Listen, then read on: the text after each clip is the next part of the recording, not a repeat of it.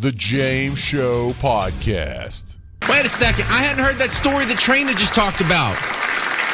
With the Midland lead? Oh, man, I've got like 8 top stories today, and he just gave me a 9th one.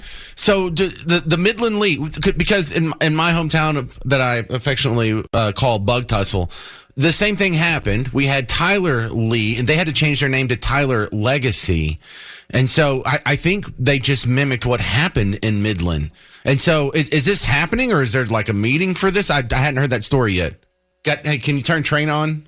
Yeah, can you? Yeah, there we go. We're on. Yeah, actually, Midland has done that too. Of course, they were Midland Lee, and now they're actually coming back. 5 years ago, with the story you had mentioned, that they took it away during that woke time. Midland school board went and voted for that, and they changed the name to Legacy, and so now it's going to Lee again. So I didn't know they'd done that in Tyler too. They've done it in a lot of towns, and they're just copying each other. And I have not heard of that being undone, because I get real excited, because this isn't a little thing. This isn't just a logo on the helmet. This goes all the way to the Washington Redskins, the Cleveland Guardians. That's something that a cultural pendulum swinging back this fast is rare, and I love to see it, because it was so dumb to begin with. Like, I remember when it was happening in Bug Tussle, they're like, well, we got to change the name of Robert E. Lee High School. Why? Well, because of the ugly legacy attached to, the history of that name. So what are you going to call it? You're going to call it Legacy. But you're just highlighting the legacy. And then the other high school that's in Tyler, it was named John Tyler, because the town's named after John Tyler. And they're like, well, we're going to have to change this because, he was a pro-slave Democrat, and, the ugly history that's attached to him. We're going to have to change the name of this high school as well. So it's no longer going to be John Tyler. We're just going to take the name of the town. It's now called Tyler High. It's like, but Tyler is referring to John Tyler. So they didn't fix either one. Like, it was just so dumb that this was happening in front of your face, and you see the people on the news say, hey, this is a good idea, and the school board votes for it, and people show up at public meetings. They talk about it like it's a good idea, and we're all screaming at the TV going, this is dumb. And one caveat to that, too, is they're voting on it today, possibly. They haven't actually officially done it, but that's on the docket. They likely will follow through and make that change. And I kind of agree. You take a look at somebody like Robert E. Lee. There's a lot of good things that he did throughout his career, even before the Civil War. So do you take, maybe one side he took on the South and being the general there to erase everything good he did? Or do you take a look at it and say, hey, overall, there's a lot of bad things people do. Everybody does bad things. If you take the bad thing out and say, oh, we can't honor him because he's did something bad in his life, you just kind of erase everybody. No, and Mike Trainer, what you're bringing up is the same thing we say about when they take down a statue or a monument. There were people here 100 years ago who gave it that name for a reason, and they wanted us in future generations to at least remember that name or discuss that name, whether good or bad. They did it for a reason, and I don't just so easily dismiss the names our great-grandfathers chose, or the statues they put up, or the monuments they erected. Just like, let's tread lightly over there, not just so flippantly like, I don't like that name. So this is huge. It sounds like just some school's changing its name, but you've seen a couple of turns happen where they're going back and they're renaming the military bases that had been renamed because their connection to Confederate generals and whatnot. So it's just mind-blowing to see how fast these culture war issues are churning. Thanks for letting me know about that vote. I'm going to keep an eye on that. We might have to talk about that on the show tomorrow for 2 hours. No problem, Joe. Yeah. And look, I wanted to go roll back so far.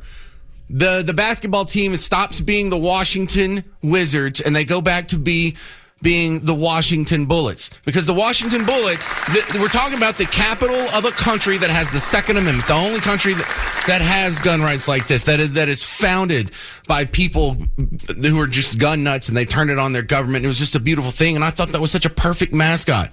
And then they changed it. It was like, oh, there's too many murders here. Well, look, Donald Trump's doing something about that now. He's sitting in the National Guard. What if he cleans it up so much? What if violent crime goes down so much in D.C. they can change the name of their team back to the Bullets? Wouldn't that be great? I think that's the goal here. Like, what's he doing? How do you know when the city's cleaned up enough? When their basketball team doesn't have to be ashamed of the Second Amendment, a right associated in the Constitution, right? Oh, man. What a great day. That kind of put me in a good mood. Of course, if the vote fails, I'll swing the other direction and be in a bad mood again. The tariff threat against China has been moved back another 90 days. We're still trying to work some things out with Canada. Some other deals have come down the line. And one of the ways that all this jumble of trade deals and agreements affects you is at the pump. RT Trevino's back on from the Crude Truth podcast. And first off, prices right now, I mean, I guess historically speaking, compared to the last 5 years, they're a little low, but it's been about this rate for a while now. Have they found a new normal? Great to be back on, James. I'd like to think we're going to be at this new normal for at least the next 2 to 3 years. What we're really looking at right now is what's called stability in oil and gas and maybe in the market.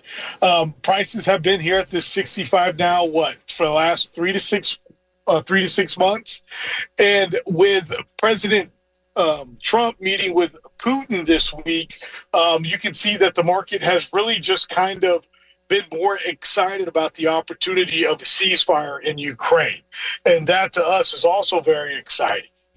Well, RT Trevino, now that we have more permits going through and being approved and we sort of streamlined that, shouldn't we be poking more holes in the ground? We will be poking more holes in the ground. This is an administration that is absolutely pro-oil, pro-natural gas. And what this administration is also about is a reliable, abundant, and inexpensive energy sources. And that's what natural gas and oil provides to the American public every day, along with a great growing economy. You mentioned that over the last 4 years, yes, we are at 4-year lows in our gasoline prices at the pump. I just saw today $2.99 a gallon for diesel. Haven't seen that in forever. But also, if you actually take into account inflation, we are at 20-year lows in gasoline prices right now. That just shows that we have an administration that understands how energy, security, and economy all go hand in hand. We're talking with RT Trevino from the Crude Truth podcast. Now, if we get more holes poked in the ground, shouldn't we expect the price of gas and oil generally to go down? Well, what we're going to see probably is an increase in production in Russia at some point, along with also possibly Venezuela. So, again, as we continue to produce 14 million barrels of oil a day here in America, not only will we need that here, but also across the globe. And keep in mind that even though we're producing 14 million barrels of oil a day, America still uses, on average, 21 million barrels of oil a day. So we could definitely use more production. All right. We have another season of Landman coming up. Is that something you guys all talk about and chatter about? You know what? I am excited. What a great way to infuse capital into Dallas and Fort Worth, even in the small towns around us. I think they were shooting in Jacksboro the other day.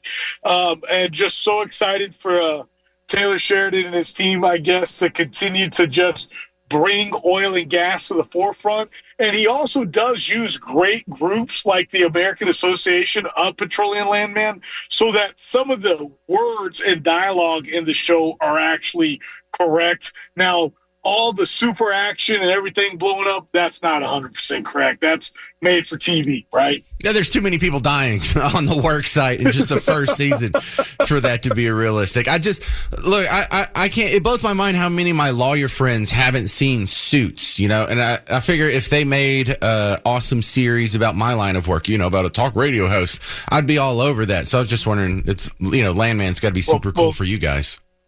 Well, Suits was fun, and then so was Frasier. I mean, wasn't that about a talk radio host?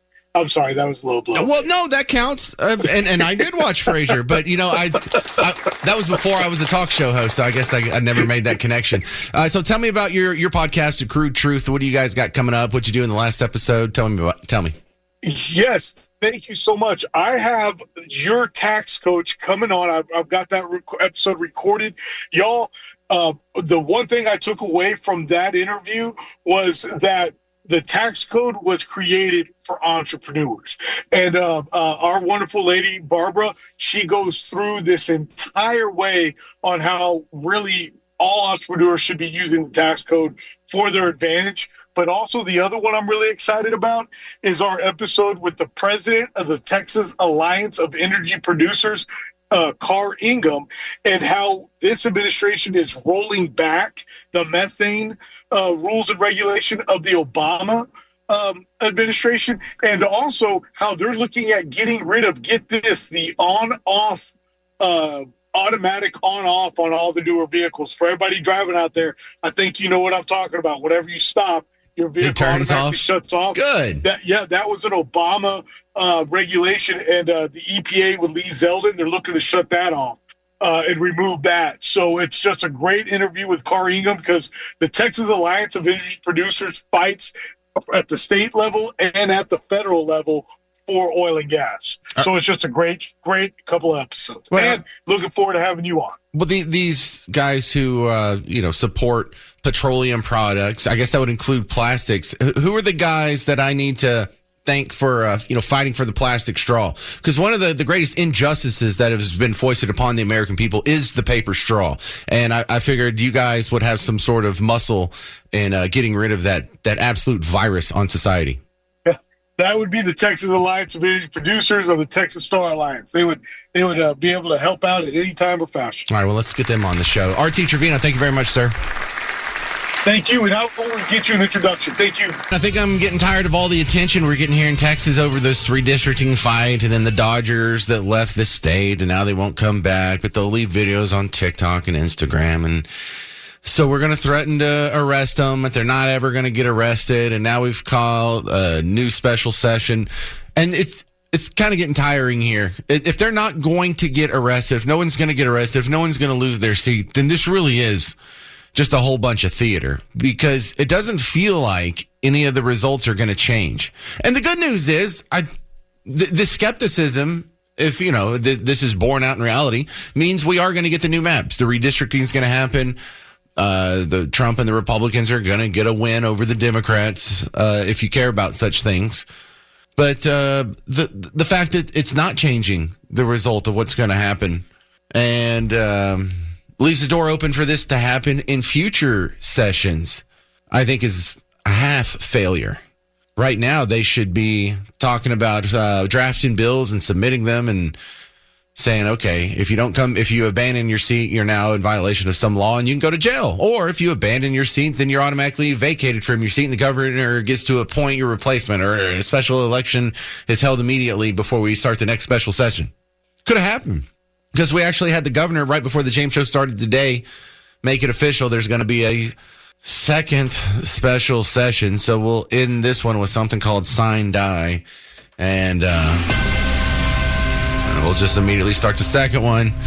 Second verse, same as the first, which that metaphor means the governor has to call out what the special session has to cover.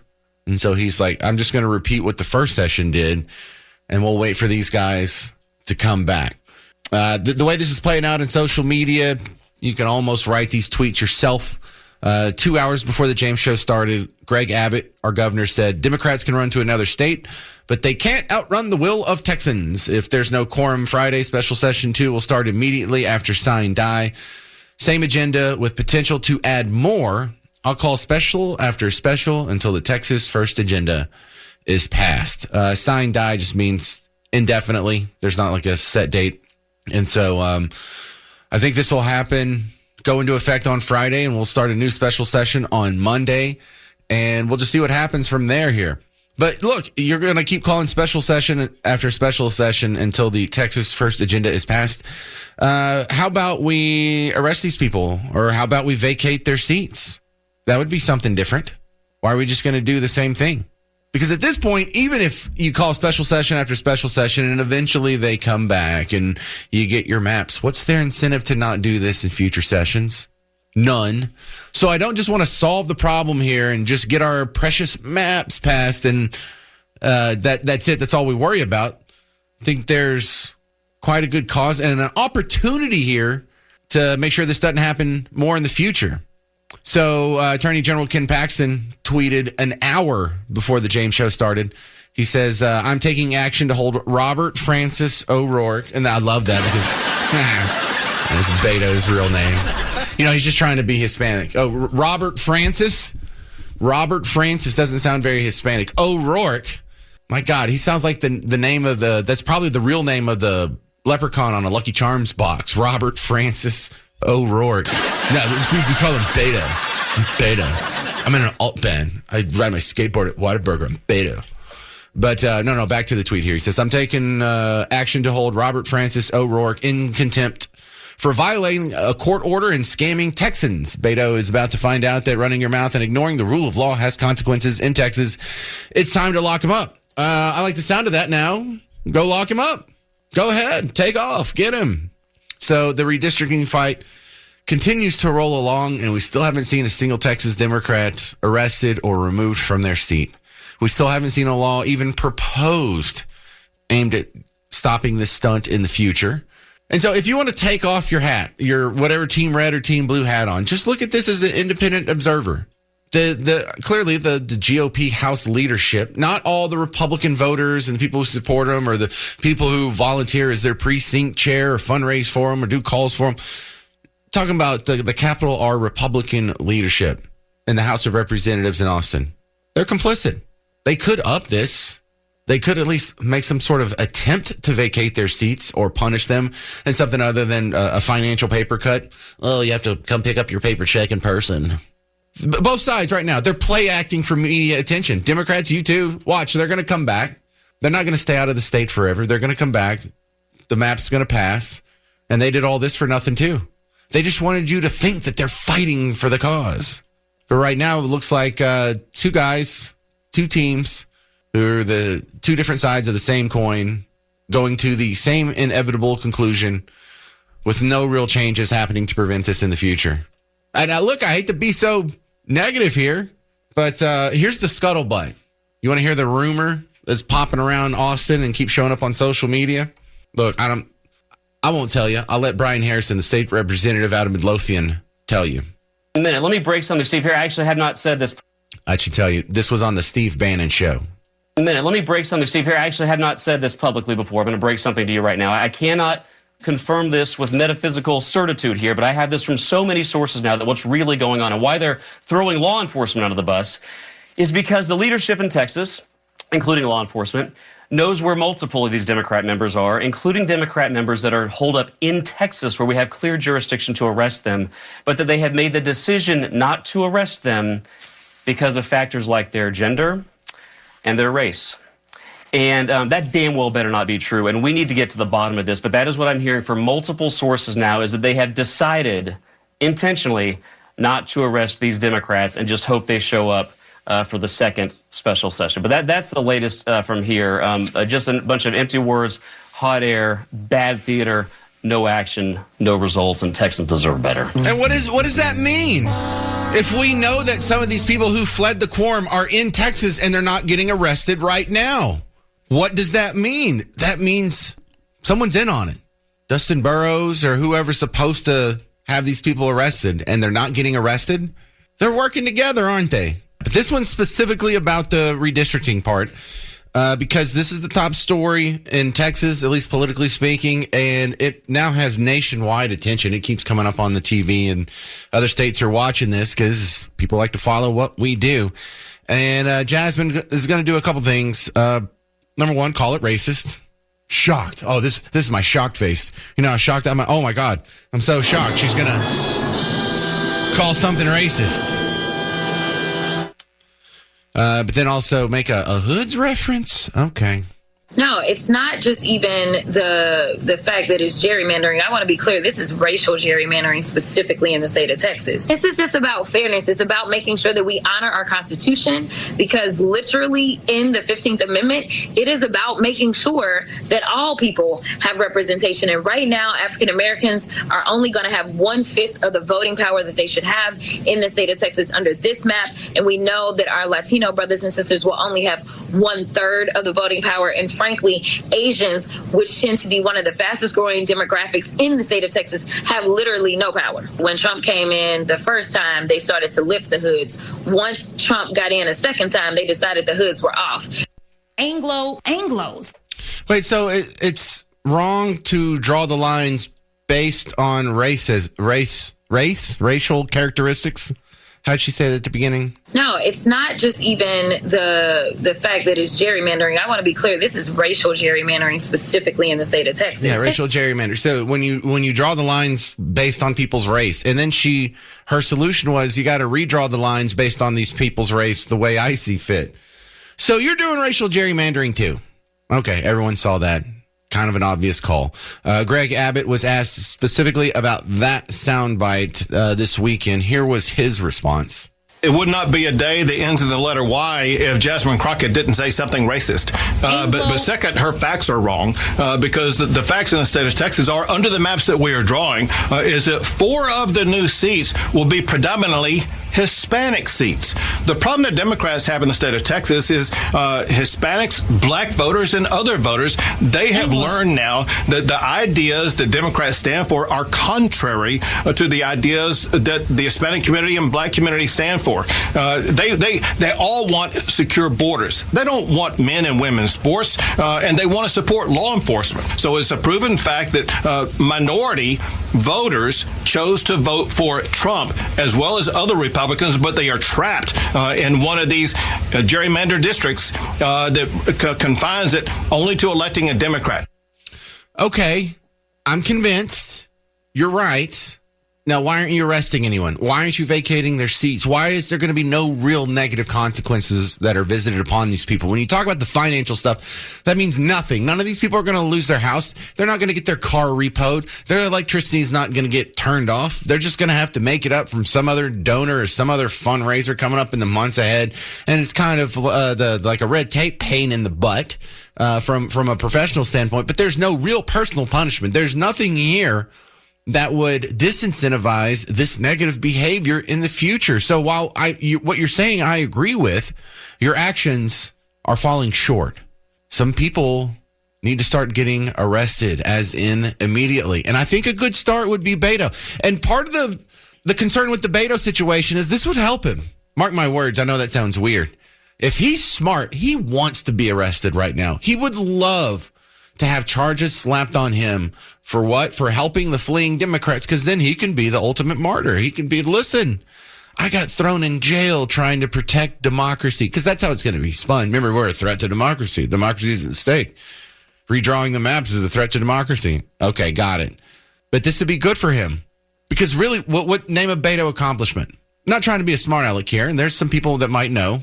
But for the most part, if you pull a person aside that's just walking down the sidewalk in your town right now, look out the window, that guy, if you asked him to name a Beto accomplishment, he couldn't. But if Beto gets himself arrested, he becomes a household name. He gets all kinds of praise that you couldn't buy. He's going to get media attention from here all the way to the national circuit. This will solidify him. So Beto was asked or told by the state to stop what you're doing. Don't be doing any of these fundraisers. Don't be helping out, paying the bills or the funds or whatever. Don't be raising money off of this or anything. And then what did he do this weekend? He went out. He went to a rally that, according to people who act like they know what they're talking about, I don't have a law degree. I don't know. I'm just reporting, passing along what I'm seeing here. Is they're saying the rally he went to broke some of the laws. He was raising money to give it to these people. And for some reason, they're saying that falls afoul of bribery. I mean, that doesn't sound right. But if that's true, then it could be this rally that he held this weekend, or he was a part of this weekend. And what was he doing at this rally? You didn't hear audio from this. He's out there promising amnesty. It's like, oh my goodness, man. If you're trying to help the Democrat brand, don't take the one issue that most people agree on Team Red and Team Blue. And that's the way illegal immigration has been treated differently over the last 6 months. And don't make that the flag that you wave to win people back. Here he is on Saturday. Beto. The Democrats, present company excluded, have talked an awful good game on immigration for as long as I have been listening. You know, if you just keep voting for us, once we get in power, comprehensive immigration reform. Well, we won power in 2008, the White House, the House, and the Senate. We won power in 2020, the White House, the House, and the Senate. The American people were watching because we had promised them what we would do with that power, and we absolutely failed to live up to the expectation that we set. So next time we win power, We're going to drive that car like we stole it. We're going to legalize every dreamer, every dreamer's parents, every hardworking American doing backbreaking work that makes this country so great in the first place, even greater as U.S. citizens. And I was editing out a bad word. He didn't actually float an air biscuit in the speech there. Anglo. Real quick on the phones. Mark, Fort Worth, you're on WBAP. Hey, James, just wanted to offer this. As far as the lack of a Republican response or a perceived lack of response, you might consider this is sort of a political bonanza for Republicans in that, Democrats continue to hang themselves and not really understand why and how they lost the last election so hugely. So obviously, amongst the party faithful, those are going to split down, the lines that one would expect. But the battle is and always has been for independent voters. And amongst independent voters, Republicans made great gains. So by not sort of going in and arresting everyone and sort of doing a heavy-handed response, they're sort of playing rope-a-dope and let the Democrats hang themselves further. And knowing that ultimately, redistricting is going to pass, regardless of the theatrics. The Democrats continue to do just damage to their brand, and Republicans really don't have to do much. Well, Mark, I think that's a theory that can't be proven or disproven, but I think it's more right than wrong. I kind of agree with you there, Mark. Thank you very much for calling, sir. I'm James Parker on News Talk 820 and 93.3 FM, WBAP. The James Show Podcast.